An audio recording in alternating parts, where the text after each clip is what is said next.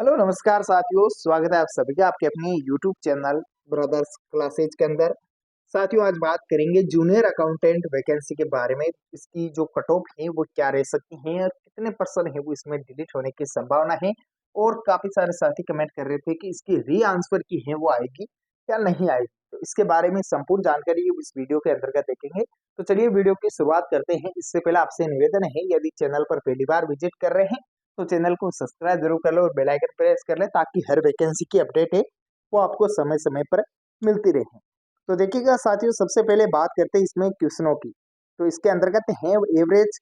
सभी साथियों ने है वो इसके अंतर्गत आपत्तियां दर्ज की हैं, जिनका फर्स्ट पेपर और सेकंड पेपर दोनों क्लियर हो रहे हैं और जो कट ऑफ के काफी नजदीक है उन सभी ने है वो इसमें आपत्तियां दर्ज की हैं।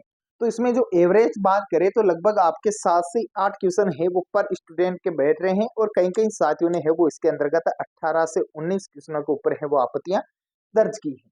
तो इसमें जो मुख्य फैक्ट है वो आपके केवल 5 से 6 क्वेश्चनों का है। इसके अलावा कोई भी क्वेश्चन है वो आपके डिलीट होने की संभावना नहीं है। 5 से 6 क्वेश्चन है जिनमें आपके डाउट होता है। फर्स्ट पेपर और सेकेंड पेपर दोनों को मिला के 7 क्वेश्चन है टोटल, जिनमें आपके डिलीट होने की संभावना होती है। और कई सारे साथियों ने है वो रिको वाले क्वेश्चंस को लेकर आपत्ति दर्ज की है। तो रिको वाला क्वेश्चन है वो आपके 50% है, या आंसर डिलीट भी हो सकता है और नहीं भी हो सकता है। 50% चांस है। अगर आप हाईकोर्ट के थ्रू रिट लगाते हैं, अगर री आंसर के आने के बाद में, तो आप है उसके ऊपर आपत्ति दर्ज वापस कर सकते हैं और उसको डिलीट करवा सकते हैं। तो वो भी एक फैक्ट है, क्योंकि रिको वाला क्वेश्चन है वो 90% स्टूडेंटों के राइट है और 10% स्टूडेंट है जिनके वो गलत है, उन्होंने उसके ऊपर है वो आपत्ति दर्ज की है। तो ऐसे टोटल 19 क्वेश्चन है जिनके ऊपर आपत्तियां दर्ज हुई है आपके। तो अब बात करते हैं हम कि डिलीट क्वेश्चंस कितने हो सकते हैं। तो देखिएगा, डिलीट क्वेश्चन और आंसर चेंज की बात करें तो टोटल 7 क्वेश्चंस हैं। जो फैक्ट आपने दिए हैं वही फैक्ट बोर्ड के पास भी होते हैं। बोर्ड भी आपको प्रूफ दे सकता है उन चीजों के कि आप उसका आंसर है वो बोर्ड ने कहाँ से दिया है और आपने है ये इसका आंसर है वो कहाँ से दिया है। इसके अंतर्गत कई सारे साथियों ने कोचिंग गाइडलाइन की बुक है उसको भी दर्शाया है, लेकिन कोचिंग गाइडलाइंस की बुक है वो इसमें मान्य नहीं होगी।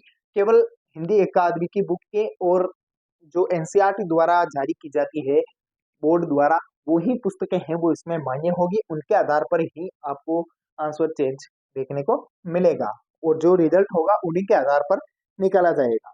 तो अब बात करते हैं इसके अंतर्गत कट ऑफ एनालिसिस की। तो जनरल कैटेगरी, ओबीसी और ईडब्ल्यूएस, एससी एसटी और एमबीसी कैटेगरी, इन सभी की कट ऑफ है वो इस वीडियो के अंतर्गत देखें। तो चलिए कट ऑफ का एनालिसिस करते हैं और आप भी बताएगा आपने कितने क्वेश्चनों के ऊपर है वो आपत्ति दर्ज की है और कितने क्वेश्चंस हैं वो आपके राइट बन रहे हैं दोनों के। तो परसेंट की बात करेंगे हम। जनरल कैटेगरी के अंतर्गत बात करें तो 50 से 52% जिन साथी के बन रहे हैं तो वो बिल्कुल सेफ जोन के अंतर्गत है। 50% से लेकर 52% तक यदि जनरल कैटेगरी का स्टूडेंट क्रॉस कर रहा है तो वो बिल्कुल सेफ जोन के अंदर है, किसी प्रकार की दिक्कत है वो उसके नहीं आएगी। मेल और फीमेल कैंडिडेट्स दोनों की बात करें तो मेल कैंडिडेट से फीमेल कैंडिडेट्स हैं वो इसके अंतर्गत 2 से 3% है वो इसमें डाउन कर रहे हैं। 2 से 3% है वो इसमें डाउन कर लें, वहां तक है फीमेल कैटेगरी की कट ऑफ जाएगी, क्योंकि पोस्टें भी अधिक हैं और एग्जाम भी कम लोगों ने दिया है।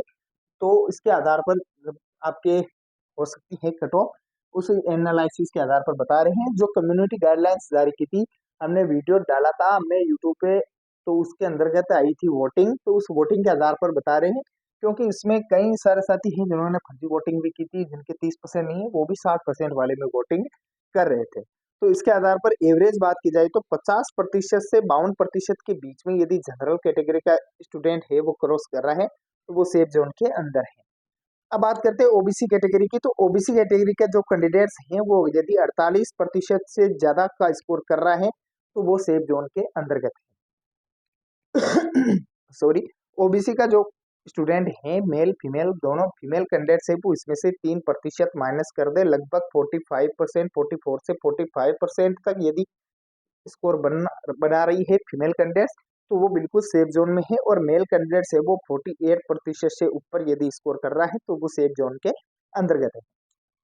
आगे बात करते हैं ईडब्ल्यूएस कैटेगरी। ईडब्ल्यूएस कैटेगरी है वो 45 से 47 के बीच में यदि स्कोर कर रही हैं आपके, तो वो बिल्कुल सेफ जोन के अंतर्गत है। फीमेल कैंडिडेट्स की बात करें तो वो 42% यदि स्कोर कर रही हैं तो वो सेफ जोन के अंदर है।